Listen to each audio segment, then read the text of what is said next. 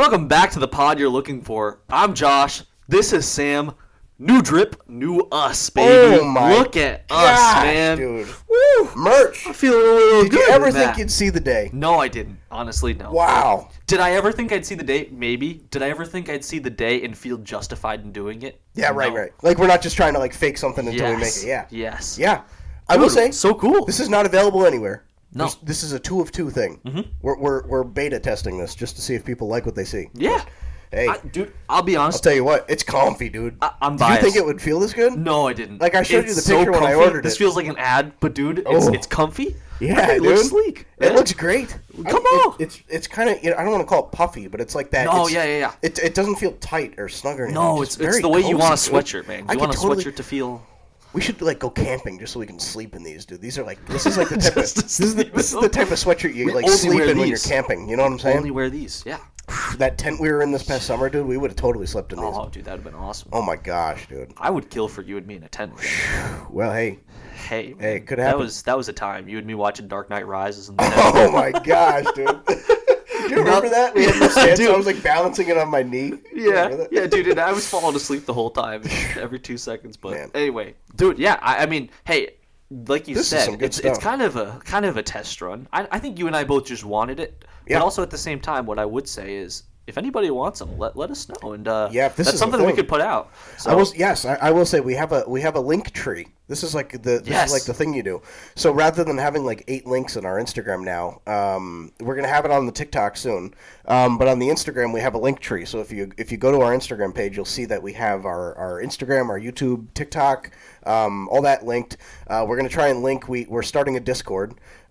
We have that like kind of templated out, but we're gonna officially launch that soon. But if the desire is there, the demand is there for merch. We have 2 hat designs and the sweatshirts that we have put together that we would love to start dishing out, and kind of timely.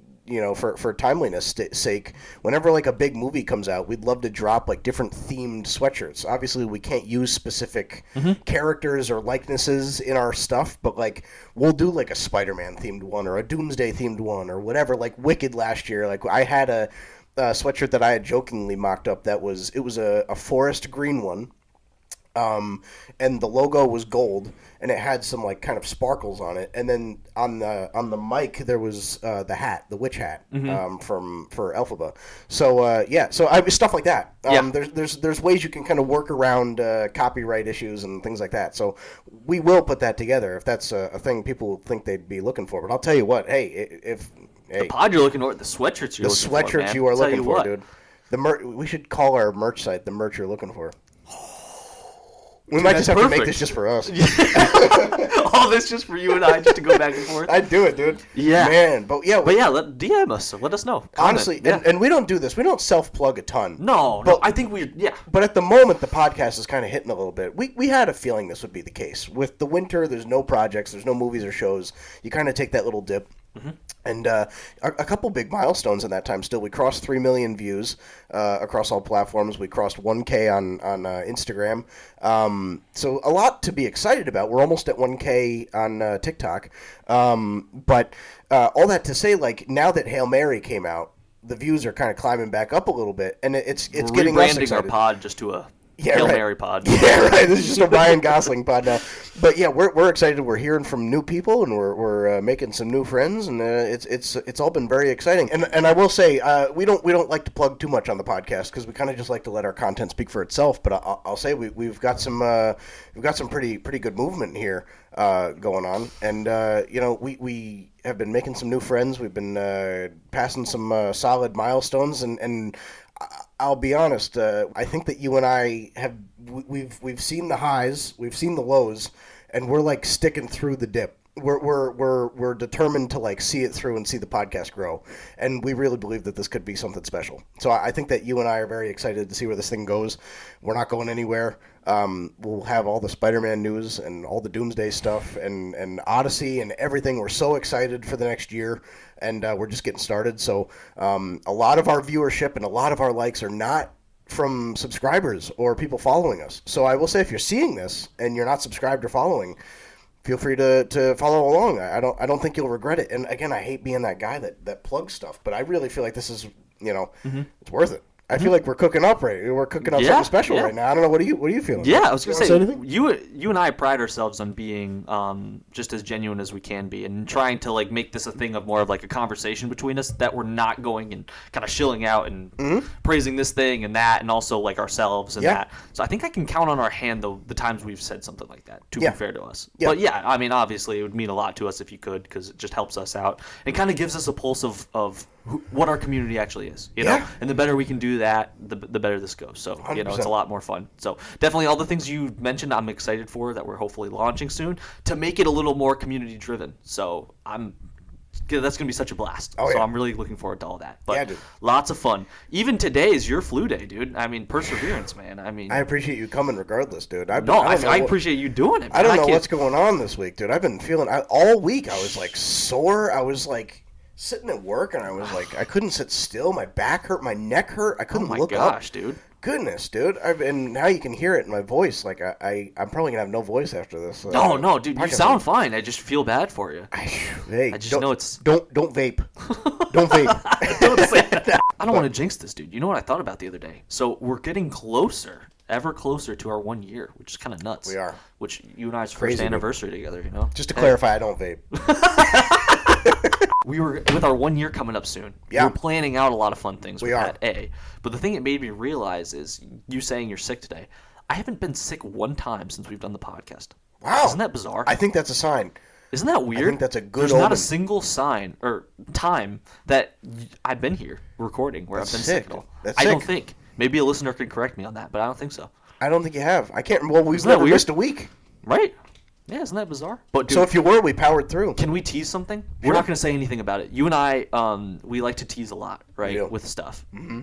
But last time I think we revealed more than I want to. So I think this time I want to keep it in a wrap. We've got some fun things lined up for our 1 year. Yeah, Can we say that? Yeah. Yeah. Just that. Yeah. Just that? Just that, right? Yeah. Just some fun things lined up. Just a couple things. Yeah, just a couple things. Yeah, you'll have to see. So, dude, I... Like a couple things that you should be excited about. Not even just us. Yeah. I'll say that. Uh-huh.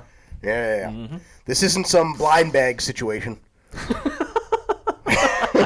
This isn't some cotton candy gift bag situation. No, it's not. No, we are. It's also not.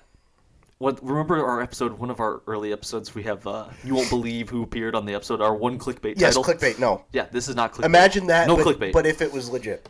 Yes. Yeah. Yeah, that's exactly what it is. So anyway, there you go. Anyway, I think we'll do some. Dude, I'm really excited. There's some things I want to do between you and I, like where we do like hashing out some of our favorite moments of the podcast. I can't wait. Soon I'm gonna start compiling a list of some of the best moments. Yes, that'll be fun. That'd be sick. That'll be good. That'd be a fun one. Just the 1 year. I don't want to do that for the 1 year anniversary. We have something special for the 1 year. Oh yes. But that would be like a week after. Something around there, just like the best of year one or something. I don't know. Yeah, we'll do like a segment at the end of one of the episodes, and that'll be fun. We'll have to clip some stuff and put it in there. Yeah, that'll be good. Should we get into the news? Yeah, dude. I say, why wait? What do we got? It was actually a pretty busy week, all things considered. I mean, we thought Dune and Spider-Man and everything, we were moving around enough, and Project Hail Mary, no, it got crazier. Especially since we recorded 4 days ago. Yeah, so we just sat down Monday, it's Friday now, and there's just as much to talk about. Mm-hmm. And it's all different. Mm-hmm. Wow. So what are we jumping into first? I think the first thing we got to talk about, because it just came out yesterday. Mm-hmm. Yesterday? Maybe 2 days ago. The Harry Potter trailer came out for the show. Maybe it was 2? Maybe 2. Yeah, maybe 2. I think Wednesday, actually. Yes. Yeah. So the Harry Potter trailer just came out. Crazy. What are you feeling? I think, what are you feeling? Well, first of all, what is the public feeling? See, this is why we need a community thing. Yes. This is the general discourse is show looks surprisingly good. A couple things. Show looks surprisingly good. People still hate the Snape casting. People still hate J.K. Rowling. People think despite it looking good, nothing could top the movies. Those are like the 4 main takeaways that people seem to have. Right? Yeah. That's what I've seen. Yeah. I mean, I think it looks... As somebody who doesn't care about the movies. Or the books. I think it looks cute enough. I think it looks homey enough. I think it fits the vibe really well. Sure. I think they keep it close enough to the original that if you squint, it almost feels like it's the same thing. which I think is good in this case, because I think for a fan base like Harry Potter, I think it is the one that you do want to make it as similar as you can. Yeah. Because I think people will feel upset about that. Absolutely. I think this show is an opportunity to, like you said, revisit all the things in the book that maybe weren't expanded upon. You can kind of redo the same story, but also just enhance it with all these other things. Yep. So I think you got to try and keep it close-ish. You know what I mean? I agree. So I think it's good that they're trying to take that direction where it looks pretty much like, I mean, I don't know who the actor is. I'm sorry, I don't know any of them, but the kid playing Harry looks. I think it's like Dominic McLaughlin or something like that. Or, I mean, they look very similar. I don't know. Right? Yes. Yeah. For what you're going for. Yeah. They both look like Harry Potter. Yes. I'd say that. Yeah. Mm-hmm. Yeah. So yeah, I don't know. I think it's okay. I mean, I'll be honest. I don't really care, but. It's so interesting to me, dude. Are you gonna watch? Yeah, I'll watch it. Okay. I'll watch it. Okay. I'll have finished the whole series. Okay. I'll re-pick I'm so up my... curious to see if you care by the time the show comes along. Okay. Like, having watched the movies, then. I think definitely more. I'll say that because I'll say since we watched, since all the Lord of the Rings stuff, like after seeing that the first time, I think I felt so much more connected to the characters than you do through the first watch. Yeah, you can't. It's just sometimes you just need to sit on stuff, and I think the same thing will be with Harry Potter. Hopefully. Yeah. Nice. Yeah, I'll leave it there. I have some thoughts. I'll toe around some stuff. Okay. Just because we're not that type of podcast. No. But I certainly want to tackle the four main things that people are discussing around the show. Please. The first thing I would like to tackle is how people say the show looks surprisingly good. I'm not shocked by this in the slightest. I think the show was bound to look good. Same company producing it, team of writers very close to J.K. Rowling, which, regardless of how you might feel about her or her views about things, the creator of the world. It's like if George Lucas had his own controversial opinions. It's like, okay, well, you can bring in this team of writers, but at the same time, it's like you want that writing team, even if you don't want George involved, you still want the writing team to have a comprehensive understanding of what George's vision for the franchise is so that they can tell a story that feels cohesive. The idea, not the person. Exactly.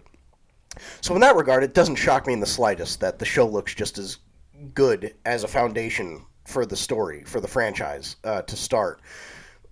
Interesting to me, the tone of it. I'm shocked at how dark it looks from the offset. I think that part of the novelty and what made the movies so special is that as it followed Harry's story, and as Harry's story got progressively darker, you saw the tone get progressively darker. When you start the Philosopher's Stone already looking as dark as the Order of the Phoenix, like, I feel like I'm going to need by the time we get to Half-Blood Prince, I'm going to need night vision goggles, dude. It's like, I don't know how you get much darker than the way the show already looks, unless you're just going to have it be that dark the whole time. And that's fine. I just feel that the reason the movies were so special is you had this underlying tonal drag, tonal descent as Harry's story got darker. You felt that in the movie. In the same way we were talking last week about how special it is that Brand New Day kind of looks darker and more dreary because that's where Peter is right now mentally in his life. Like, he's feeling desperate and alone. So you want the movie to look almost like claustrophobically bleak. At the moment, like, we're in the part of the Harry Potter story that should still have, like, whimsy and innocence. And you don't really feel that in the trailer. You feel Harry Potter, certainly. You feel the world. It absolutely feels like a Harry Potter thing. That's not lost on anybody. But it doesn't feel like the Philosopher's Stone. And so that's interesting to me. Not because I think it'll make this story suffer, but because I'm curious, because originally the tone was a device they had at their disposal that they could continue to wind the brightness down as the franchise went on. Like, and that was something they could use as like we're getting closer to the final confrontation. We're getting closer to the final battle here. It's getting darker. You just don't have that because you're starting that way. So it's interesting. The other thing I want to tackle is the Snape casting. When he got cast, I don't want to screw up his name. I think it's like Papa Isidu, I think. Okay. So if I'm butchering that, my bad. I'm not trying to. From what I understand, he's a phenomenal actor. I think anybody would be lying if they tried to act like it's not understandable why people don't understand why he's playing Snape, when the only description we're given of Snape's appearance in the books is that he is like this pale-faced guy with greasy hair. It's like the two don't align. So I understand the complaint. When it goes into like racism and it goes into like the guy getting death threats, I'm like, too much. The guy doesn't deserve that. He's a phenomenal actor. Mm-hmm. It may not be the perfect marriage of actor and role, but give him a chance. You know what I mean? And I think the main thing that people are saying is because in the books, do you mind if I spoil this thing for you? How big is it? It's not a big thing. What I'm going to say isn't a big thing. It's part of a larger thing, but I'm not going to. It's kind of just a. All right, say it. If you don't think it'll ruin it for me. Part of Snape's beef with Harry is because he was bullied by Harry's dad as a kid in Hogwarts. Oh, okay, gotcha. That's all I'll say. Yeah. And that's part of a bigger thing, but that's all I'll say. That's part of his beef. And in the books, because Snape is just a pale-faced, greasy guy, he's just getting bullied by another greasy kid. Mm-hmm. Now people are like, oh, so it was a racism thing. Like, oh, he's getting bullied because he's black. And people are like, how are they going to handle that? Because now you're doing a disservice to James' character. In my opinion, the way I think they handle it, you make either, and you're not. How many movies deep are you right now in your I've seen 3. The first 3, okay. Yeah. What you're going to have to do is you're either going to have to make Sirius black or Remus Lupin black. I think that's how you do it. Like you make it so that it's like there's people on both sides that are like that. Because otherwise, it shouldn't be a racism thing. Like, that's a very key thing in the story, that James is just bullying Snape because Snape is kind of vulnerable and like a poor kid. Mm-hmm. It's not a racism thing. So I think the way you handle that is you make either Sirius or Remus Lupin black in the same way. And to me, it's like, do what you got to do. I don't care. But like that conversation should not be overshadowing what's probably going to be a good show. Mm-hmm. Like, let the show be good. I don't want to have it be like, oh, the show's good, it's too bad that this is going on. Just get people, whatever you got to do. Acknowledge it and then... Exactly. And then let's move on. Exactly. Yeah. Just get people to shut up so that we can enjoy the show. I don't want this hanging over the thing for the next 10 years. It's going to be so... I'm already exhausted. And then the other thing is just, like, the comparisons to the movies. I think you can enjoy both. It's been 20 years, and it's really hard to believe that. But like, then by the time the Deathly Hallows is adapted in the show, the movie will be 20 years old. Like, we're moving at the same rate. The movies are old, and honestly, I'm surprised it took this long. Would I have been fine if for the rest of my life we just had the movies as the only Harry Potter adaptation? Yes, but I'm okay. It's. I think the show looks great, and it looks like it's made by people who care about the source material. Give it a chance. Mm-hmm. I don't think anybody should be boycotting it just because they're loyal to the movies. It's like you can have both. You can enjoy both. Now, there's certain stuff. I don't think the Star Wars OT should ever be adapted again. I don't think the Lord of the Rings trilogy should ever be remade. Like, I don't think Jaws should ever be rebooted. Like, there's certain the Back to the Future. There's certain things that you just never touch again. But it's like this is. The movie's covered so little from the books that it's like, this is good. You're going to get like a thorough adaptation, and that's great. Mm-hmm. However you got to do that, I think that's fun. That should excite people. Is that public sentiment online as well, that people feel that way, that it's okay to cover it? Or do most people feel like, are like the original Harry Potter fans like upset about this? It's a split. It's very split, where people are like very loyal to the movies, and then there's people that are very loyal to the books who never liked the movies because they felt that the movies weren't loyal enough to the books, that are excited about the show. Because now you're going to get these characters that were snubbed entirely from the movies because there was just no room. You know, now you're going to get them. They're going to be mainstays of the show. And so it's like a lot of exciting stuff. Like, Harry had friends past Ron and Hermione that we just never see in the movies that look like they're like primary characters in the show. And that's really cool. It's just a lot of world building that's like not just for the heck of it. It's like this is stuff that was in the books that was important to the end. Like, the ending, I can't say too much because I want you to experience it. But the ending, all the people at the end of the story being where they are, like, is important because you followed them together for 7 stories. And in the movies, when you only really follow Harry, Ron, and Hermione, and these characters are all reduced to background roles, like, at the end when they're all together, it just doesn't feel like you don't feel anything. You're really only drawn to Harry, Ron, and Hermione. So now it's like a whole new level of emotional investment you get to have in this story and this world that I think is just so cool.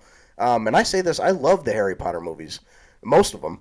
But I'm just excited for a new take, and it's just cool to think like we'll probably both have kids years from now while this show is still rolling out. Oh, you know what I mean? And I thought you were going to say, we're both going to have kids that will grow up watching Harry Potter. I was going, No.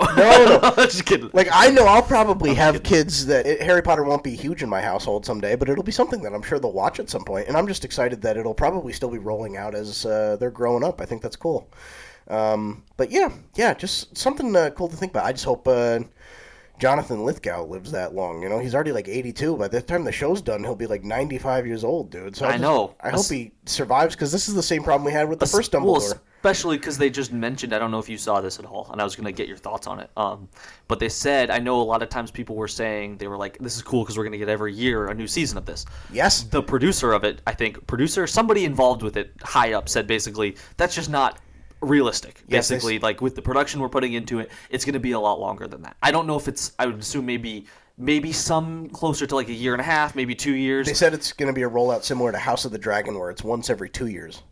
So I'm like, dude, but that's still almost 20 years, dude. Yeah. You know what I thought was funny when they said that was one of the things I'll give Harry Potter that I think is so impressive about what they did is they do it. I think all 8 movies came out in like a 10-year span. It was back right? to back to It's back, like 10 or 11 years. They all lived together It's for nuts. 10 years. Yeah. That's crazy. It was wild. So you can't really say production. I mean, that was then, too. That was 2001, Yeah. right? And it looks phenomenal. Maybe? Yeah. All of them look great. Like, you could say what you want about the stories. They all look fantastic. Mm-hmm. But, yeah. I just hope people give it a chance. Yeah, we'll see. It looks like it's solid. We'll see. Even it doesn't. I'm not saying twist my arm. Yeah, right. Yeah, I know. I'm not saying expect it to be better than the movies or expect it to be the next big thing. But certainly don't count it out. It's a different format. It's fun. Why not? Yeah.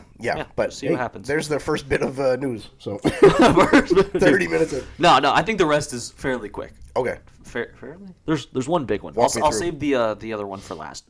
I'll say this. A guy who's kind of taken over the world right now, I feel like, again, it's giving me 2023 vibes. Ryan Gosling feels like he's just the man right now. We already touched He's on always it, the Project Hail Mary. But it was just reported that he's actually going to be starring in a new movie, I think coming out in 2027, directed by the Daniels, who, for those that don't know, directed Everything Everywhere All at Once. Interesting. So that's cool. Yeah, and we know nothing about it other than that they're that. doing a new movie and he's there. Yes. So it's fun to see things shaping up. You've got that already. I know Leonardo DiCaprio is going to be in another Scorsese film, I think, in 27. It's like a gangster movie, I think. Like, it's fun to see I feel like movies got so backlogged by COVID, by the writer's strike. It's nice to finally see. I think everything's caught up, and we're finally we're just back to normal. Again, we just need the audience to invest themselves again. Yes. Yeah. So it's just nice to know that, like, as much as we talk about this year being so good, we got 2 years down the line 100%. as well. And you see that a little bit with like Project Hail Mary and even some of these like IMAX re-releases of old classic movies, like where you're seeing like Interstellar or Jaws or whatever in IMAX. People you'll see online the discourse is like people don't realize what they're missing, and then it'll show like a classic scene in the IMAX format, and people in the thing are like, this is why theaters are so vital. So like really you just need that slow drip of audiences back in the theater for things other than the big blockbuster moments like Doomsday or whatever, or Odyssey. Right. Like you need people to just be consistently present in the theater, and then we'll just be back to form. Yeah. But like you said, from a production standpoint, I feel like we're doing pretty good. Yeah. That Ryan Gosling movie will probably be hilarious, dude. Like the Everything Everywhere All at Once. I'll say I didn't walk out of it thinking that's a 10 out of 10, but I certainly got a kick out of it. It was pretty funny, and I can't imagine what they're going to do with Ryan Gosling. Oscar. Hey, incoming Oscar, man. Yeah. Come on. Dude, yeah, hey. I think we should just give an honorary Oscar to Ryan Gosling every year. We should, man. Just for being him. Just being that guy. He deserves it, dude. Yeah, it's tough I feel like, to be that much in the spotlight routinely and still have people like you. Still have your head on your shoulders. You know what I mean, though? Yeah, right. Like, it's so easy nowadays, You're right. I feel like, for anything to set somebody off. Yeah. And to be able to maintain that level that long, it's impressive. Just a great guy. Very impressive. I mean, hey, he could have some stuff in some secrets that we don't know about. From everything we see, he just seems like a solid dude. Mm-hmm. Good for him. It's great.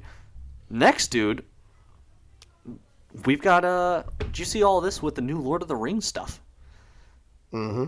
So I think it was reported there's a new film coming out. Yeah. I don't know when they said, but it's supposed to be taking 14 years after all the Hobbits. Yep.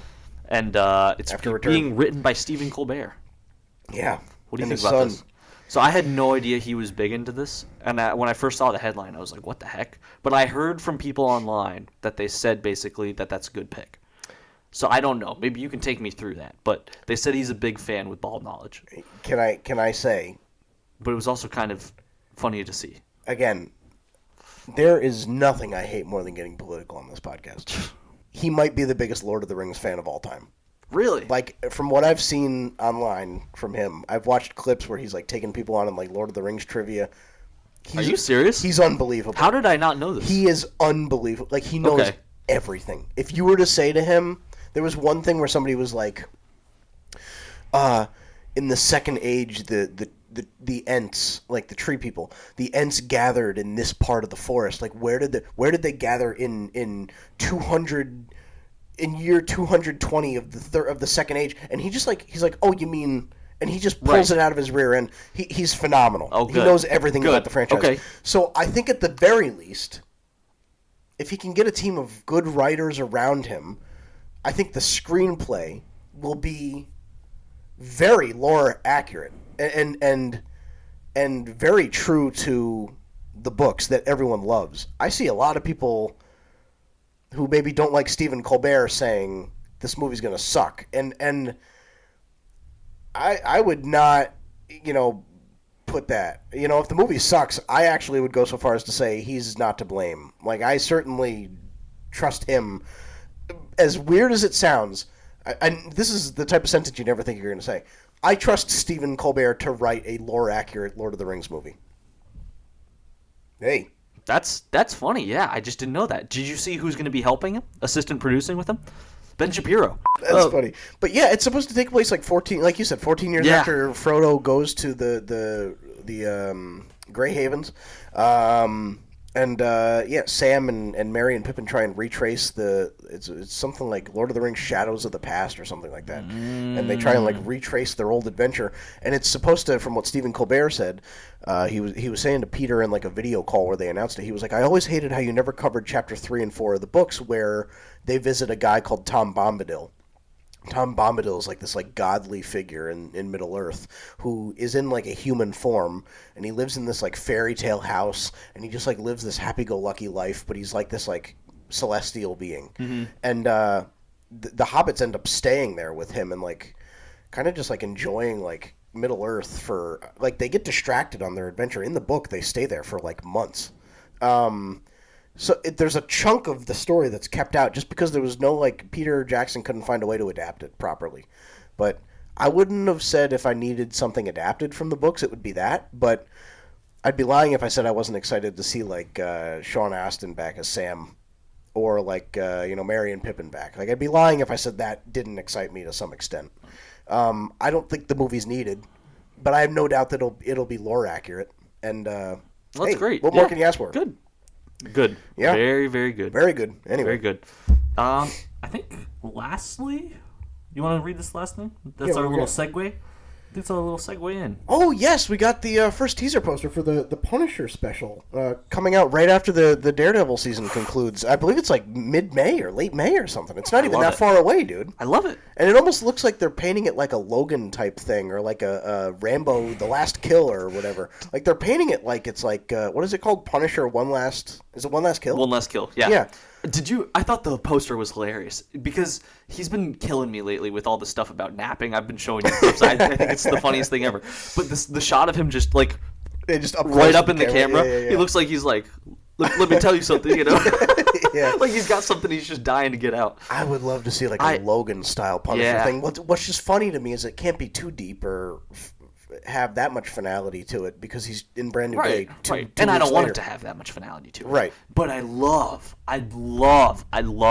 what they're doing with the street level stuff, where they're not only saying, oh, here, we've got all these projects about it, but they're presenting it in a rollout so that you can see the progression. Yes. Right? Like Daredevil's coming out, and then Punisher's coming out. and then Spider-Man Brand New Day is coming out, and it's like all coordinated, right? It feels like it's been a while that you feel this coordinated. But I love it. Finally, you actually you're not just being told it. You feel the need to watch one thing to understand the next. Yes, and you're excited for it. Yes, and the second Daredevil ends, you don't have to feel like, all right, what's the next? Like you know what the next. We're just right into the next thing. Yes, and because it's connected, so good. It's not like Phase 4 where it's like, all right, what's next? All right, we're going from WandaVision to Shang-Chi. It's like these all have something to do with each other. And dare I say, I think it's the thing that's been missing so much from Marvel is street level action. You're I think so right. For so long, we've been the bigger the badder, the bigger the badder. We've got all of a sudden these people that can fly and stuff. Dude, people just want to watch Daredevil, Punisher, and Spider-Man on the screen at the same time. And guess what they're giving us? Exactly that. How awesome is that? It's perfect. It is. It's perfect. It's great. Which is exactly our segue because the first episode of Daredevil Born Again Season 2 just dropped. It did, dude. Holy cow. It's exhausting to say over and over again, but it's true. We're back. We are back. So I broke it down, okay? I wrote down like 6 points that I wanted to specifically touch on with you about the episode. Please. And first one, we can kind of cover it, but I wanted to start with this specifically. Sure. Because the big complaint from Season 1 was just the tone being all over the place. The writing and all How did you feel about the tone, the vibe, the situation that we presented, and were you a fan of that? Very good. Yeah. Still not on par with the original Netflix Daredevil. Okay. I think there's still just like a grit to the original Daredevil show that like hasn't been replicated yet. Why do you think that is? You know what it is? I think it's just certain changes to filmmaking technique and this and that. The way Marvel does things now, I don't think they really go for the gritty stuff. I think to an extent, every project has that overproduced feel to it. Yes. Where it's like, even though the tones are darker and you're watching Matt sit in a shadowy room with Karen that's only lit by one like orange tinted window, like you're looking at it and you're like, is this gorgeous? Yes. Is it a step up from Season 1 of Born Again? Yes. But is this like, does it look real? Not totally. Like, there's a certain part of it that just looks overproduced a little bit, but it looks so much closer in tone to the original show that it's good. It's so not what we had in Season 1. And that's what I just love. It doesn't feel gray or bland or anything. It feels like it's got its own character to it. And it definitely feels close enough to me, I think. Yes, I agree. I think, like... And it certainly feels like a perfect continuation from the finale of Season 1. But can I say, I almost like it. I almost like the vibe, because I think there's a distinction that I like to keep it... The people that say basically this is Season 5 of Daredevil, I don't like. I like keeping the three separate. Sure. And I like the fact that now for a Daredevil that's really going to be heavy in the MCU, I know both technically are, but this really being in the MCU, I like the little bit of the tone feeling different. Yeah. I like the shows separate. You needed to do that. Yes. I agree. Right. I think you want to capture the essence of it, but it's nice to have a little bit of like when I watch it, if you just cue me into a random episode, I'm going to know which show it was. Yes, exactly. And I like that feeling. Yes. So so that's so to that I would say I do like it. I certainly like that it is different. I agree with you. I think the part of me that just can't help but compare it to the original show, we'll spin it could be the Born Again Season 2 could end up being a 10 out of 10. I think no matter what. We're going to be like, oh, but how does it rank up with the original? Like, you just can't not do that because the original was so good. But it feels like a step up from Season 1 up to the final episode. Just feels like the direction we're headed in is great. It juggles about 10 different plot lines, but I didn't feel like I couldn't process it. Like, it felt like it was each character has their purpose. And I like that these side characters that you were like told in Season 1 you need to care about, but you just knew you didn't, like Cherry and whatever her name is, the lady that he started the new firm with. Yes, the other lawyer. Yes. There's these characters that, like, in Season 1, they were like, oh, this is Matt's inner circle now, you got to care about them, and you're just like, but I don't. Like, now it's like you see Matt and Karen and the vigilantes of New York, they're kind of in hiding, and now you've given this new cast of characters that we didn't care about in Season 1 this reason for us to be invested, because now it's like they're in the spotlight and they're trying to cover the vigilantes' tracks. Like, they're trying to playing the poker face on the surface so that Matt can work underground and try and take Fisk down. Right. So now it's like you have this reason to care about everybody. And that was sorely missing from the show, because you had this big sprawling cast in the first season and you only cared about 3 people. Now it feels like there's a reason to invest yourself in everybody, to where it's like when you cut back to the law firm, you care about what the conversation is, because they're talking about swordsman's trial and all that stuff. When it cuts to Cherry, you care because now it's like he's taking the extra steps and he's kind of leaving his life. He's putting his life at risk to find out info and go out in public with Matt and try and connect with him and give him info drops and stuff. Everybody has a purpose. Yes. And it just feels very, very encouraging for the season ahead. Anything could happen. It could dip back down, but I'm confident it won't. I think we'll just, at the very least, I think the show will get no worse than the first episode, I think. I totally agree. Yes. That's my hope anyway. Yeah. So we'll see. I think they needed, it was a good episode. I didn't think it was fantastic. No. But I think they wasn't needed to kind of give you the pivot.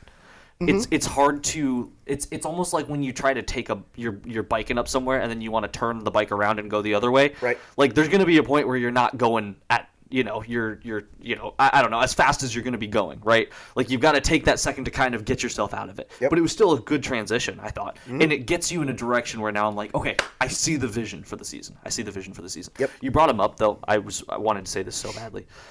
Tony Dalton as Swordsman, he is such an unbelievable actor, and it's such a shame that they're wasting him so bad. Swordsman is the most wasted character in MCU. I'll say it. He's so good. He's so good. For people that haven't seen Better Call Saul, like the dude is just You can't see that and not want more for Swordsman. And he would be such a good like in-betweener character. great. I would love it. Dude, and I don't understand how they have him and don't have Haley Steinfeld's character in here. Like, I feel like there's such a... Like, that's a big pivot for him to be having this happen where he just disappears. Yeah. How would she not be involved with this? Right. Am I wrong? No, I agree. I feel like she should be. There's no reason. Well, I guess it's... Well, yeah, I was going to say... Because he's technically the only thing she has, I was going to say, because she's not an outright vigilante. It's more just she idolized Hawkeye, but at the same time, she took on Kingpin. But think about it the other way. So I'm not saying the Kingpin of it all. I'm saying...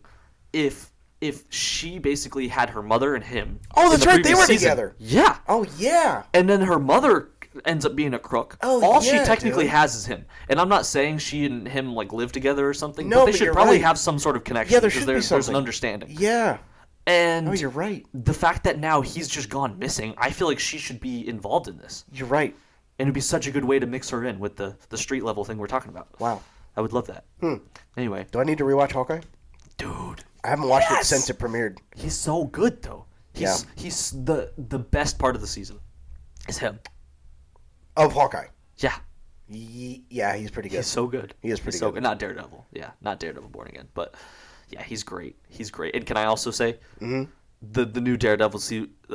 Sorry, let me restart that. The new Daredevil suit is unbelievable. There's people saying this online, and I freaking agree. love it. I agree. Now that we've gone to the black suit, I feel like we can't go back. Dude, holy cow! There's something to saying you love the original, you love the classic red. Yeah. But man, oh my gosh, when I saw that, I thought about it this way: if I was like a superhero, if I was Daredevil and I was designing a suit, that's exactly what I would want it to look like. It looks so cool. It feels so good for his character too.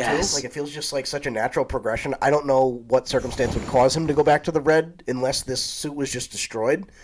But I hope we don't go back, dude.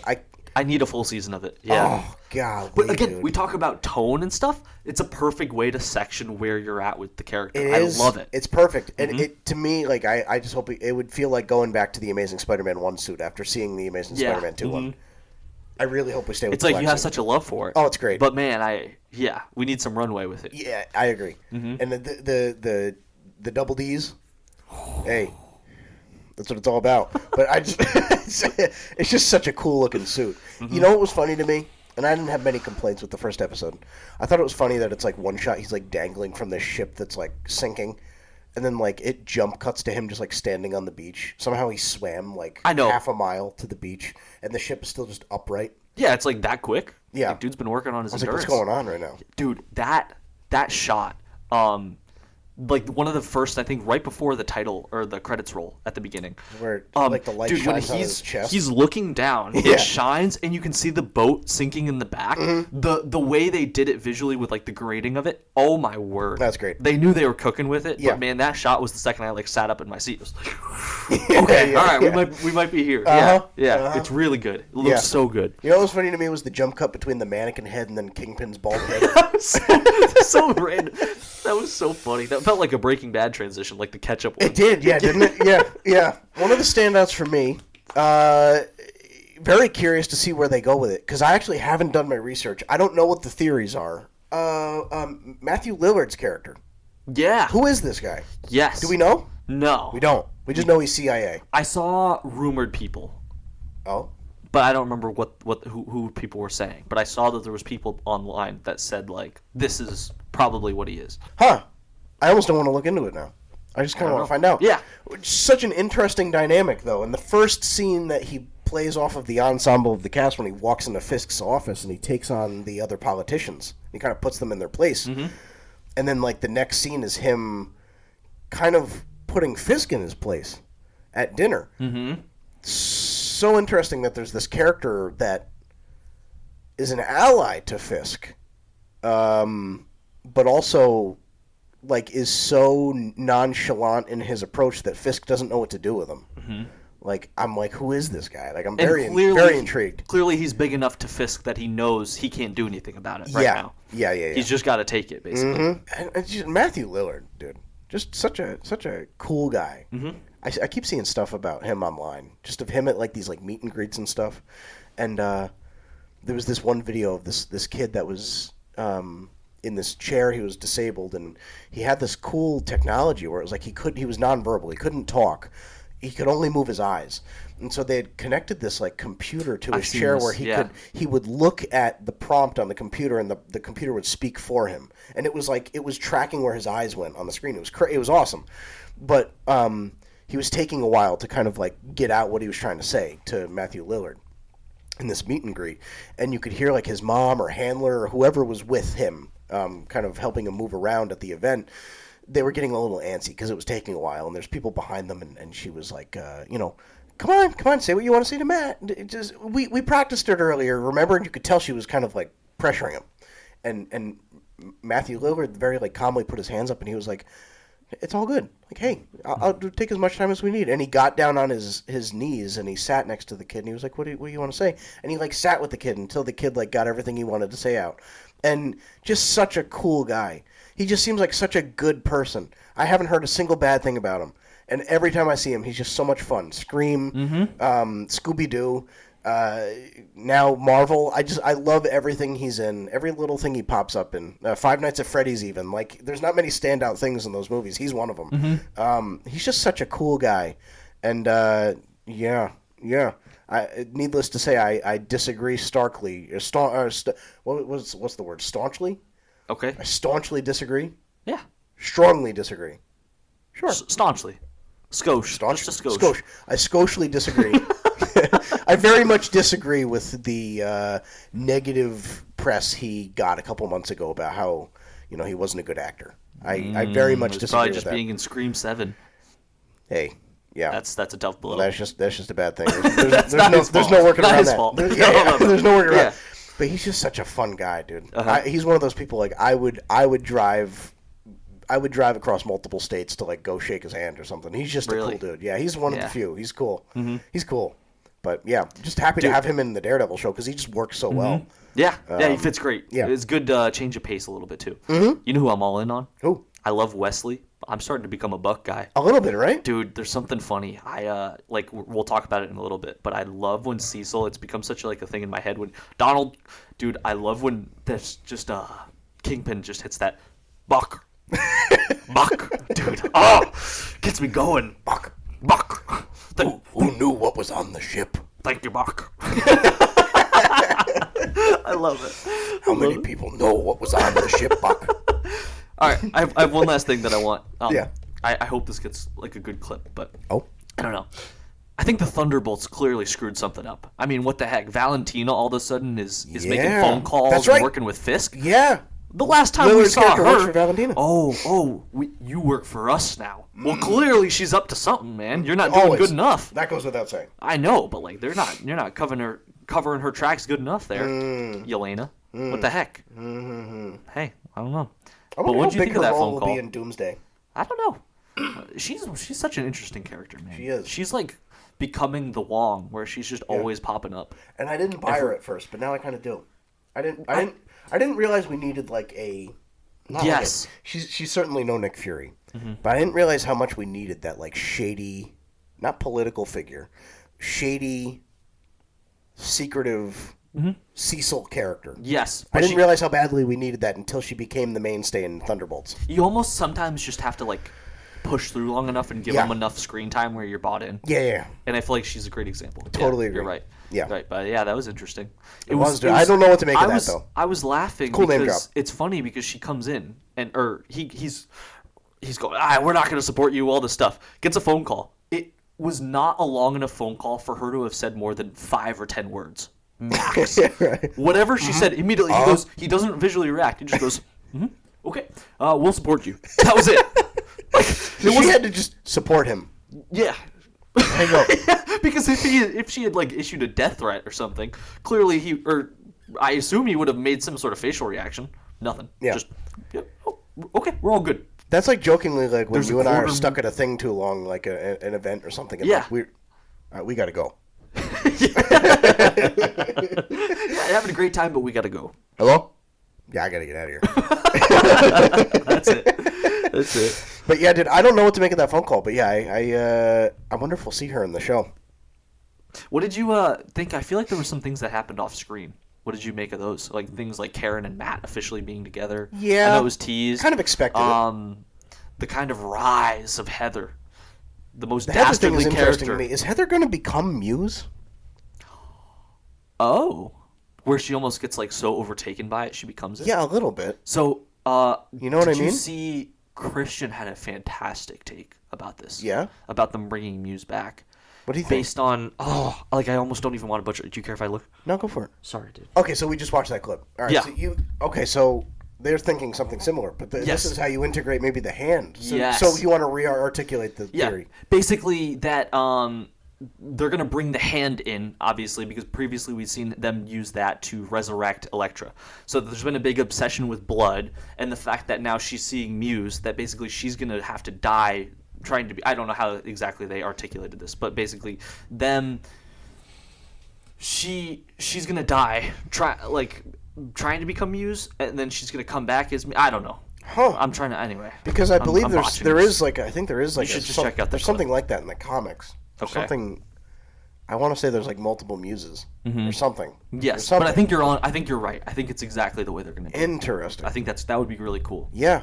Hey, I'll take it. That's already a much more intriguing story than. Do you think it becomes kind of like a Green Goblin thing, where she almost doesn't realize she's doing it, or do you think it's more like it's very intentional? That would be very interesting. Yeah, you know what? I don't care how they do it. I love seeing the Muse story continue because I felt like he was wasted so poorly in season 1. So however we do this, I just like that he's here. Yeah. That the character is here. So yeah, hey, however you want to do that, I'm just happy to have him back. So. It's one of those things. I knew nothing about Muse from the comics when it was announced that Muse was the main antagonist of season 1. It's one of those things you don't know that much about the character from the comics. However, once you get a little taste of them, it's like you want to see them done right. Mm-hmm. Yeah. So I don't know. So just happy. Yeah. Everything I'm seeing so far, I like. Yeah. Yeah, I'm excited for the next episode. Right. I think I saw the people that got to go to the premiere said they liked episode 2 a lot better than 1, which gives me hope, which is good. Okay. Did you see that or no? I saw people say the end of 3 or something, or the end of 4 it picks up after that, and then people said the last 2 episodes. How are people seeing the whole season? I don't know. Who got to do that? I don't know, but I saw people say because at the premiere they only got the first 2. I saw somebody say there was like a combat sequence at the end of 3 that was great, and then at the end of 4 it really picks up, and then they said 7 and 8 are like nothing we've seen yet from the Daredevil show. Wow. Yeah. Okay. Cool. Great. So. Okay. Well, next week I think we're getting 2 and 3. Correct? Oh, really? I think we're getting both. Oh, that's cool. That's awesome. Yeah. All right, sweet. Well, we'll be seated. That's that. Yeah. We'll be seated. So we got one last thing. Again, we're not probably going to do this every week, and we're not going to spend long on it. Invincible episode 4 just came out. Well, season 4, episode 4. I can make this very quick. Wow. The worst episode in the show. Yeah. It's horrible. Yeah. It was a horrible episple. Yeah. I think with all great shows, there always comes to be like this one thing. Sure. That's like the thing that sticks out. Sure. I think Invincible season 4, episode 4, Herm, is going to go down as like the Fly from Breaking Bad thing. Dude, I thought of The Fly. Yes. That's such a good comp. It's going to be like the thing that everyone goes, oh yeah, the whole show is so good, just avoid that one episode. You're so right. Man, that episode was so boring. You're so right, It dude. was so boring. Is it like horrible? I guess not. Like it's fine. It's just so boring. Yep. I really didn't care. And I feel like they were just using it to push across some of the more narrative of like what Mark's feeling in that moment. Yeah. It didn't work for me. Solid sequence in the beginning where he's talking about how he feels like he's 4 becoming his dialogue dad. points. You know, even like the good sequences where he's talking to Eve or he's talking to the costume guy about how he feels like he's becoming his dad. It's like, how many times have we had this conversation, dude? I know. You know what I mean? Even like the good stuff was like, dude, how many times are we going to do this? You're not your dad. You know what I mean? Mm-hmm. I feel like...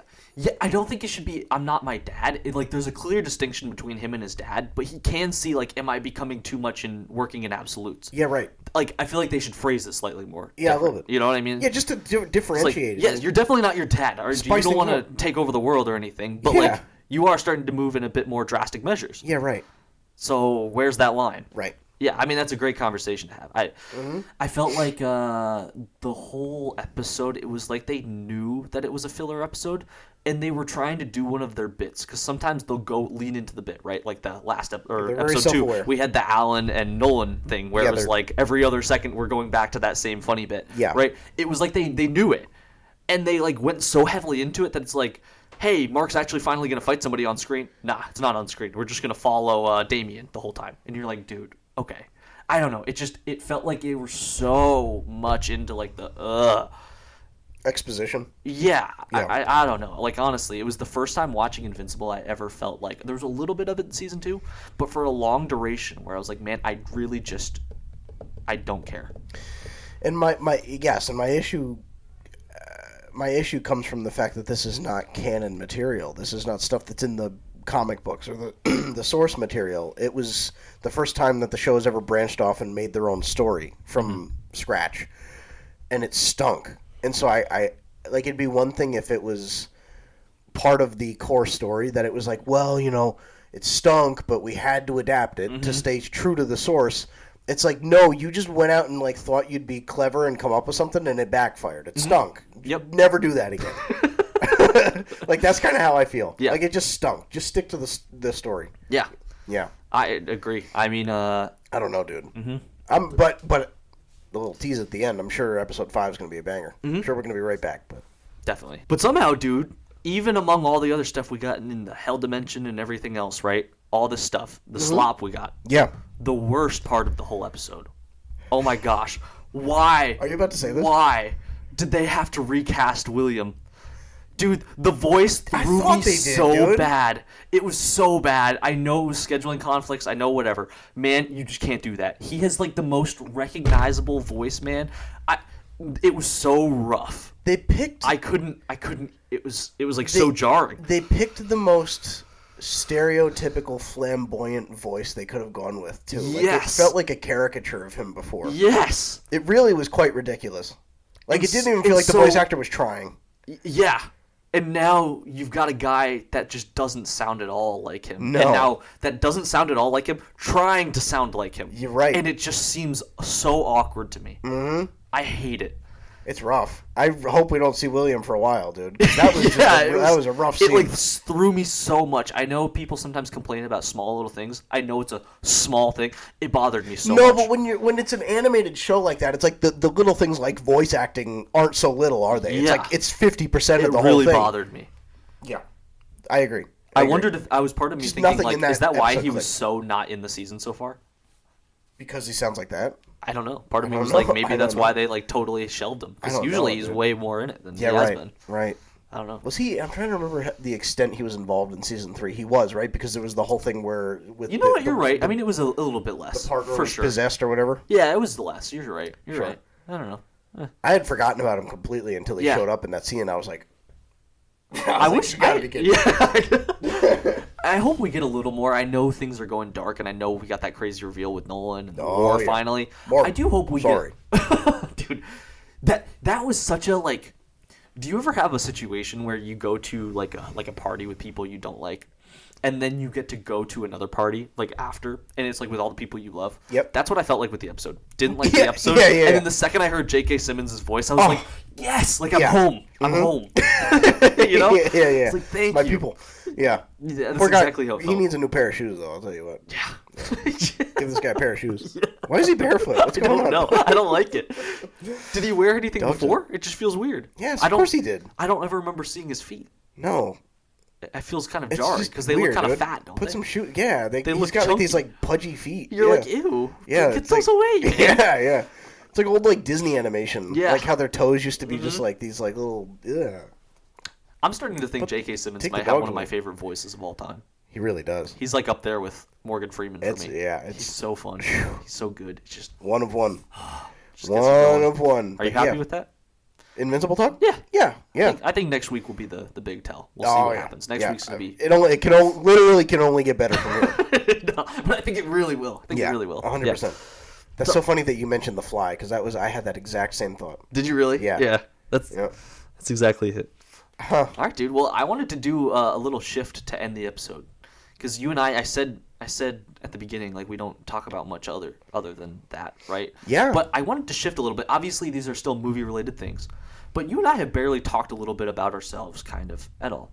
So I wanted to do a Floor is Yours, a special edition Floor is Yours for you. So I prepared some questions. What? Is it okay if I do this for you next week too? Yeah, we can do it. it. We can do it. Well, I think we'll do it in a few weeks or something. Yeah, we'll do one for you too. Got to do one for you. Yeah. Well, first off, I wanted to ask, just to start, blanket statement for those, because we do have people listening, I know, that I don't know when you joined in listening, but I doubt it was probably since the beginning. Yeah, I hope not. Yeah, I hope Podcast was horrible then. yeah, I hope not. But just a little brief thing on how you and I met and got this podcast going. Dude, yeah. We have known each other for what would you say now? 11 years, 10 years? It's been a long time. Maybe longer. Honestly. I met when I hit middle school. So when I started 6th grade, my mom pulled my sisters and I out of the public school system, and I was actually homeschooled through middle and high school. Yep. And when I went into 6th grade and started the homeschool thing, at the time in 4th and 5th grade, I had been playing clarinet, and I was very involved in like my school band. And so we were looking all over trying to see if there was like an in for that, just somewhere that would take a homeschooler for their clarinet portion of their band.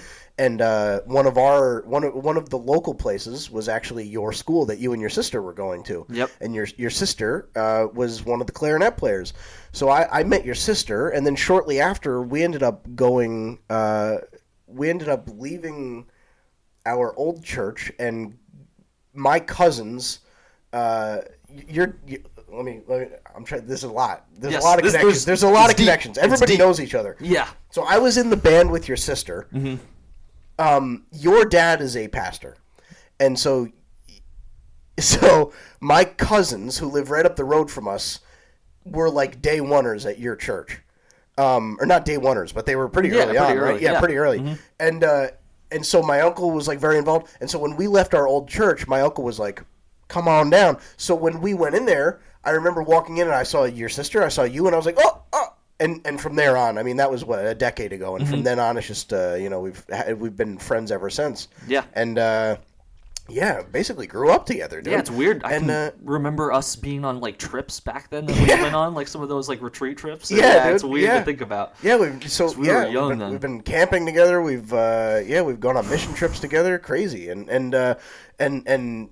you ended up dating my sister. Which is always so funny to me because on the podcast you refer to my sister as my girlfriend, and it's always so funny to me because I'm like, but I've got to start. I'm going to start name dropping just Hannah now. I feel like I see other podcasts you might as well. and then people. I've been doing it with Sage. You might as well. Yeah, right. Yeah, but so that's just a cool. I remember when that happened. It was like, I remember it's like you're growing up and Hannah's growing up, and I remember thinking like, man, I just wouldn't. How cool? Can we tell the story? Yeah, go for it. There was a time you actually pulled me, we went to play basketball because I don't want people to think it was like this. You and I were friends. I remember it was, this, It was dude. never like That's so that. funny. Like, you and I were just friends, and then it was like things on the side. Yeah, right? we were best buddies. We went to go play basketball together one time. Yeah. And I remember you had the ball in your hand, and like you weren't dribbling it, you weren't doing nothing. You were like, all of a sudden you were like, we were playing, and you were kind of like, can we just talk a little bit? And like you were like really strongly trying to like push me in that way. I was, dude. Yeah. Yeah. Well, I just got a feeling there was interest from you. Mm-hmm. And for years I had known my sister liked you. So I was like, if there's even a remote chance this could happen. And we got to make this happen. Pulling the strings. Oh, man. So, yeah, we were planting the seeds and just trying to get you do it. Yeah, and then you guys got together, and it was just like the world just suddenly there was color, and the birds chirped a little louder. Harmony, and, harmony, balance, perfectly balanced. So it's just so fun. So like our friendship is just so cool because we do the podcast and we talk every day. But you're here every Sunday after church, and we get to just chat and this and that, or we'll go to Cape Cod for a summer vacation, and we'll we'll bunk together. And it's just so fun, dude. It's so cool that it really feels like a brother that was always meant to be. And I have 2 sisters, so it's that's the extent of our friendship. It's a lot of people that knew each other from each of our inner circles, and it just at one point just all converged. Stars aligned, man. It's been that's what it's all about. Been a blast ever since. Yeah, dude. There you go. That's the story. So I think, and then for the podcast bit of it, I mean, we say it briefly, I think in the first episode, but really it was, I mean, for a long time, you and I have just talked openly. So there was plenty of, mostly for people talking about it. If we were going to name it after where it was the gym conversations. You and I would be at the gym usually, and we would just end up, people would come up to us and they'd be like, hey, stop talking. You got to start picking up the weights. People would make that comment to it. Yeah. So, but we would always just be talking about this stuff. And usually it was always Star Wars or Marvel, things like that. Yeah. And kind of through my love of these things kind of has sprouted the love of everything else. For you, you've always just loved everything else. But so that's kind of the explanation of why sometimes there's things that I haven't seen yet. But hey, that's all good, dude. Yeah, but we've always had fun time. So I think we finally were like, we love Mission Impossible. We're gonna go for it. Yes, that was it. That was the big one. Yes, we were. Like you said, we'd been going to your work and school schedule used to be slightly different. So you used to have just like all Fridays free. Yeah. And we used to go to the gym every Friday morning together. Before I had to do some like remote work, and you had to do some school homework and stuff, and then you'd come over and you'd hang out with Hannah usually in the afternoon. Yeah. And so I remember, Mission Impossible was coming up, and we were like, if this is the last one, like I need some venue to talk about this. Like I need some way to record our conversations, because we had some talks about Spider-Man and Doomsday and all this stuff coming up. At the time, it was like almost 2 years prior. That video had just come out of like all the chairs and everything, and we were like, we need some place to save these conversations, because we've been cooking lately and we're just doing it in front of the rope machines, you know what I mean? So we were like, we can't let Mission Impossible come and go without saying a word about this and saving it somehow, even if it's just for us. So we started the podcast, and I went and I bought like a cheap camcorder. So if you look back, like our first 3 episodes are just like so bad. It's terrible looking. It's really bad. It's like a $100 Walmart camcorder. Dude, we were posting clips, and it was shot through a potato, and we don't know kind of the things we know now about stuff. I can't imagine, like we would be like, why is this not getting more views? Now I'm like, what the heck was I thinking? They just hate us. They just hate us. The system's against us, man. It's rigged. It's all rigged. Meanwhile, it looks like we're recording an ungoverned Afghanistan or something. Dude, it's so bad. It's so bad. There was a guy, and he commented on our very first video. He was like, love it, guys. Like, keep it up. I hope can't he's still imagine. listening. Yeah, I would love that. I can't imagine him watching that and going, I should come back. I know. Good I know. job. He probably was like, bless their heart. You know what I mean? But I got a little bit of FOMO back then, because we had been kind of workshopping it for a while. And then Thunderbolts came out. And we had we did one night like a late FaceTime call, because we didn't see it together, and we were like FaceTiming. I think with Cam too. Me, you, and Cam. Yeah, and we were all on the phone talking for a while, and I was like, man, we should have had it for this. Yes. So then it was like second Mission Impossible came out, we gotta go. That was our big deal breaker. Yeah, Thunderbolts. And I wish we had the pod back then. It wouldn't have looked good. That would have been the only thing. But yeah. I wish we had started back in April. I know. I wish we had. That would have been perfect, because then that was like the Revenge of the Sith re-release. Remember, we went to go see that, and Minecraft. What would we have done? We could have been part of the Minecraft one would have been so fun, dude. Yeah. We would have been wearing like blue Boys Small t-shirts or something. That's so funny. But dude, you have a big year coming up, man. I do. Personally, with a lot of other things. There's a lot going on. Outside of the obvious, do you have any big like personal goals, or kind of like business stuff, kind of things you want to professional kind of side of things that you want to goals at all? I know that's kind of like a very loose, open-ended question. No, I appreciate it. Yeah, obviously the big outstanding one's getting married in the fall. Crazy. I'm very excited about that. Where is that happening? Yeah, I know. I get sometimes just like not overwhelmed in a bad way, but just like holy crap! Like it's always the thing that feels. We've said it before off camera. It's always the thing that feels like just a couple extra steps away that you're never gonna have to address, and then you're finally addressing it, and it's like it's not a bad scared, but I'm just like holy crap! I hope I don't let her down, you know what I mean? And from what I hear, I'm sure she's thinking the same thing, which is just so funny because it's like I think in each of our heads, it's like there's no way the other person could, but we're both convinced that at some point we're just gonna like bum the other person out too much and they're gonna hit the road, you know. No. But it's just been so much fun to discover that together. I think a lot of my goals just involve like I want to make sure, to the best of my ability, as like a young husband, which is so weird to say. I want to make sure that like I'm able to the big thing is I've learned there's no way to perfectly address things like finding an apartment, like moving out of your only home you've ever known or your family, you know, moving away from family. There's no way to address like how finances are tight at first. Or working around different like allergy things. I'm one of those nut allergy people, so it's like that's something she has to learn to work around. Like there's no way to really perfectly address those things. You just kind of have to find some measure of hope in the fact that you both don't know how to handle it together. Like you both have no idea what you're doing together. Yeah, and that's not from experience yet, but that's what I'm trying to think of every time. Like tomorrow, as of this recording, tomorrow we're going to the venue for the wedding and we're going to be taste testing some of the menu stuff just to see what we want on our menu. And it's like a big thing. It's maybe not like a big thing in terms of like, picking between chicken and steak, but it's like more just like you see the little pieces come together. Yeah. And it's like easy it's to feel a little surreal to actually see it. It's easy to feel intimidated by just like having to even address any of it. Right. And so I think that Sage and I are finding a lot of encouragement and just like getting excited about the things that we don't understand. You know what I mean? Not intimidated or scared by them. So that's huge. I'd be lying if I said that's not, you know, the wedding or marriage is not 90% of my goals that I have for myself in the next year. Just something related to that. Right. It's hard to ignore that. Yeah, I'd say from a business standpoint, honestly, dude, the podcast, I'd be lying if I said that I don't believe in this thing to the umpteenth degree. I really think like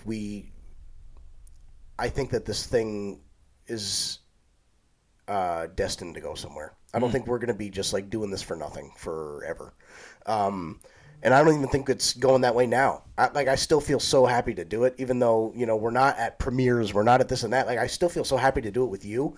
But I have a feeling, just because of the dynamic we have and the content we put out, I really think it'll go somewhere where we see that payoff. And so that's my goal, is to just like speak that into existence and really work that into existence together. Yeah. Challenge myself. I'm always trying to learn stuff. I'm always like watching other stuff and just what works for them. And how can I extrapolate from that, but also not feel like we're too inspired by other people. We're doing our own thing. Right. So I think that's been a big thing.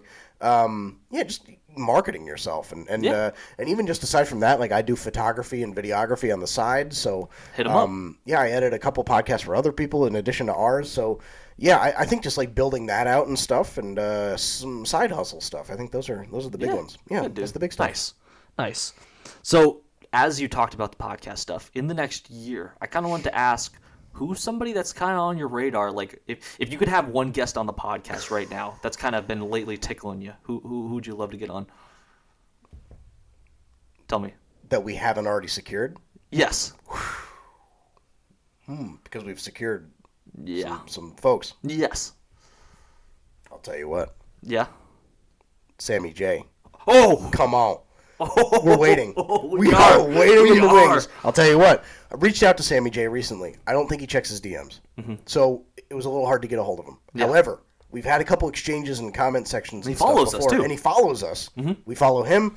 He's made it clear in the past through comment sections that doing a podcast together is something he'd be interested in. So I'm here to say, Sammy J, come on. I mean, put pen to paper, baby. Let's go. There's a little bit of an open space at the end of this table that has your name on it. I'll tell you what, and we'll do something on Zoom. Yeah. We'll do whatever we got to do. But I would love to have a Sammy J episode. Dude, that'd be sick, dude. Do you know what I'm killing Just for? Just such a fun guy. I'd love to look Sammy J in the eye and tell him, you ain't gonna like this one. Yeah, dude. Some people ain't gonna like this one. Hey. We got Sammy J. Come on, I mean, we need it. We need it. Dude, I would love to have him on. He just he's such a blast to watch. He's such a cool guy, and I think he would just mesh well with us. So I'd say that'd be my goal. I know If that that's isn't a like pitch, too. Sammy, I mean, come on. Sammy J, come on. Love it. All right. As well as things we've talked about on the podcast, there's plenty of things we've covered. What's something that maybe we barely covered, so we could have covered it, but something that either we haven't or we barely done, that's like something you love to talk about movies, like movie series, or it could just be an individual movie that we haven't talked about at all on this podcast. Is there any that like stick out to you of like things that we need to go back through? My favorite movie of all time is The Secret Life of Walter Mitty. Yeah, that's a good answer. That's a good answer. In my opinion, it's the greatest movie of all time. I could talk for hours about it, dude. I love it so much. Wow. Love it so much. I love it so much. Like, and I say that with 100% personal bias. There's other better movies out there. Yeah. I think it's the greatest movie of all time. I just love it to death, dude. So cool. I going through college I loved it before then, but going through college, I was in a couple media classes where they had us do some projects on film or TV that inspired us, and I chose The Secret Life of Walter Mitty because it was already a movie that my dad and I watched throughout my teen years, and it's just so fun. There's a couple different like film techniques that they integrate in the movie that like operate similar to how we were talking about with like Harry Potter. The movies get darker as the story goes on, and as Harry Potter's mindset kind of becomes more strained, trying to break the ties with Voldemort. There's this whole dynamic where when it opens up, Walter Mitty is like very introverted. He's very shy. He goes through his 9 to 5 and he goes back home and he doesn't talk to anybody. He doesn't do anything other than work, and he's just associating with his family. He doesn't have friends. He's just doing his own thing. He's living a very monotonous life. And so in the beginning, the camera's very tight. It doesn't move. It's very stiffly following him. It doesn't shake. It doesn't whatever. It's not impacted by the elements. And the color scheme around Walt is very blue. It's very gray. It's very monotone to kind of fit the rigid life that he's living. The second the breaking point happens in Walt's life where he decides to step out and go on an adventure for the first time without giving too much away, because I know you haven't seen it yet. The camera loosens up and starts to kind of shake a little bit more following him, and kind of the camera feels like its own like living, breathing thing, like you're on the adventure with him. The colors open up. You get your reds and your yellows and your oranges and greens and this and that, and it just becomes so much more vibrant. And it's almost like the cinematography and the film styles evolve as Walt's character arc continues on. And as Walt continues to loosen up, so does the film. And it's so cool. It's so cool. You almost feel like the film is like a external stream of consciousness that's like reflective of Walter Mitty's like psyche. And it's just so cool. I can't say too much. Okay. Because you need to watch it. Okay. It's my favorite movie of all time. Yes. Ben Stiller's great. I mean, he topped it again with Severance. That was him. So like he's just such an underrated presence in film.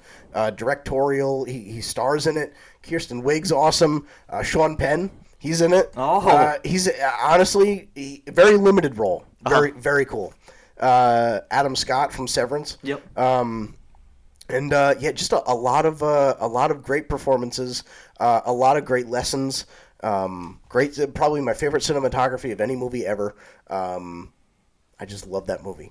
I could watch that 150 times and then I'd be ready for 126. Like it's so good. It's if you look at my Letterboxd, it's at the top and it's never moving. I love it. I don't know. It's the same. It's some people have just like these random niche movies up at the top. This is my niche one that I know most people don't agree with. I love it so much. Yeah, and that's what it's all about, though. Yeah, that's a good answer. Very inspiring. It's the type of movie that you'll watch it and you'd be hard pressed to not like buy tickets to Iceland and just like want to just go out and explore. It's so good. That's cool. It's so good. Well, I'll get to it. Yeah, I'll get to it and we'll talk about it then. That'll be good. 45 episodes in, I've never known how to like integrate that into the conversation, because it's like where do you even bring a movie like that up? It's its own thing. Yes. But I appreciate that question. But by far my favorite movie of all time. Okay, so now I have a do you take the deal?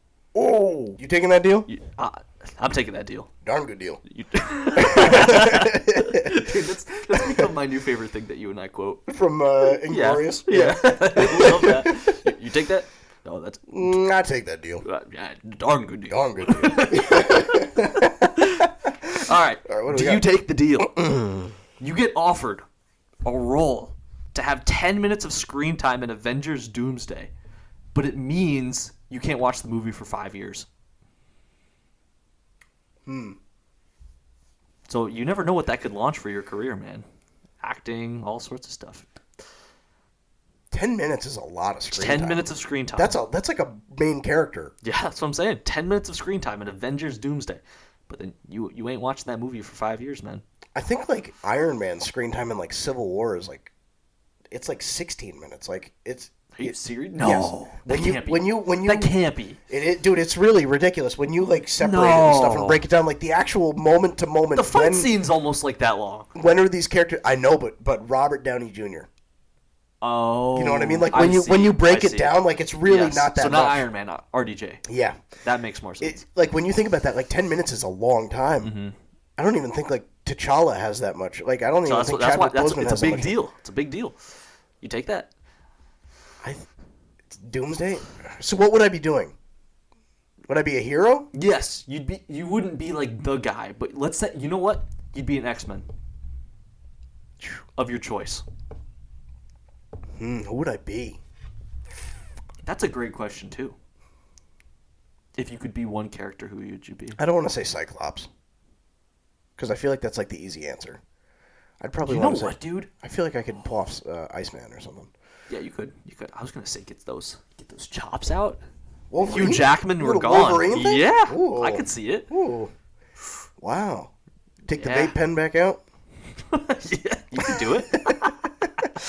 Huh? I think I'd take it. You have to take it. You take it? 10 minutes in a Marvel movie? That's like career-altering screen time. Okay. All right. Are you taking that deal? I take that deal. That's a darn good deal. I take that deal. You know I'd take that deal. What else? Yeah.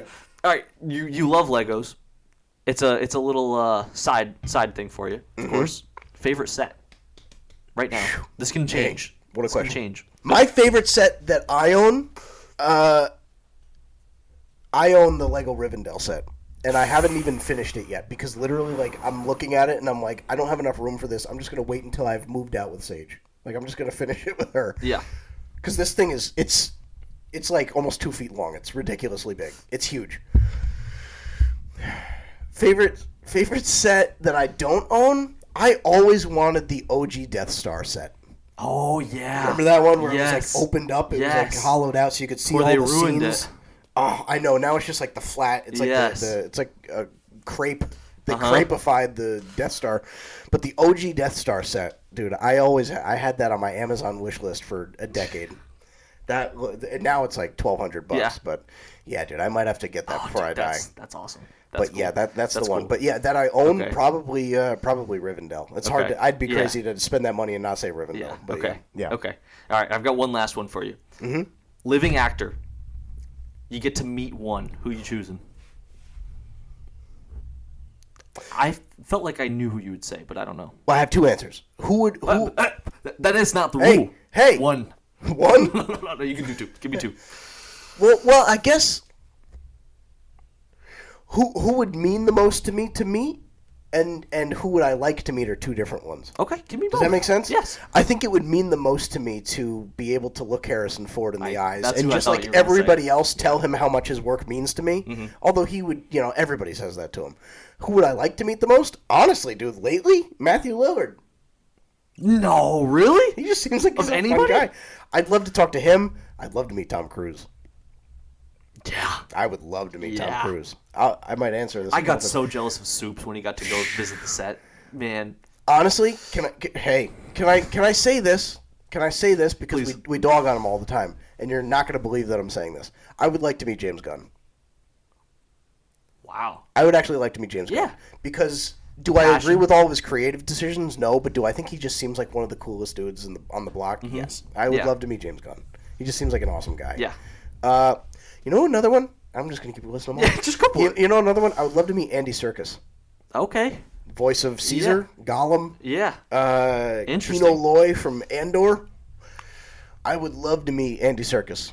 He just seems like such a fun guy. Good pull. Just passionate about what he does. And I would love to meet Gosling, too. Yeah. Oh, baby. Come on. Oh, baby. And McConaughey seems like a fun guy, too. Yeah. Yeah. Oh, yeah. Yeah. That'd be awesome. That'd be awesome. If maybe I'll get to say this at some point else, so I'll say another thing as well. Yeah, what about you? But dude, I would love for somebody to come on this podcast that's like semi-plausible. Yeah. Sam Witwer is like my fantasy one. Like Dude, I would kill known him. ball knower Sam Witwer. Dude, him coming on would be like my. Wow. That would be awesome. He would what be a guy. so much fun to talk to. He's so cool, dude. Yeah, he would be great. He would be great. Not to meet to have on this podcast. That's a great one. Yeah. Who's the guy? The guy that played the voice of Obi-Wan in the Clone Wars, James Arnold Taylor. Yeah. He seems fun too. Mm-hmm. Yeah. Huh? Dude, all of them would be great. Yeah. Yeah. Yeah. That's a great pull. Yep. So Good stuff, that's what dude. I got for you, dude. Well, Thank you next for week sharing. or the week after, I'll have to do this to you, dude. Yeah. Hey. Sweet. Hey. Yeah. That'll be good. That'll be good. I think that's all, man. Thanks for asking all those questions, dude. I appreciate you giving me the floor, as if I don't already take over the mic enough. Well, Hey. no, stop. Well, the floor is yours. It is. in fact, yours. Hey, it's ours. It's our floor. This is our floor. It's our floor. But today was mine. Yes. Yes. All right, you feeling All right, good? yeah. But as always, man, it's not about how much. As always, it's not about the amount of dog in the fight. It's the amount of floor that's yours. But as always, it's not about how much dog you got in the fight. It's about how much floor you got that's yours.